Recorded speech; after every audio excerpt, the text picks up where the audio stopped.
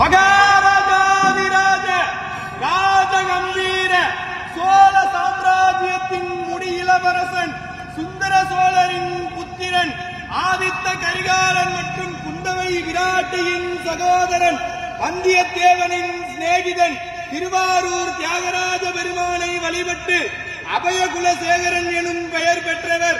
தெற்கே இலங்கை வரை சோழர்கள் நிலையாக விரிவு செய்தவர்.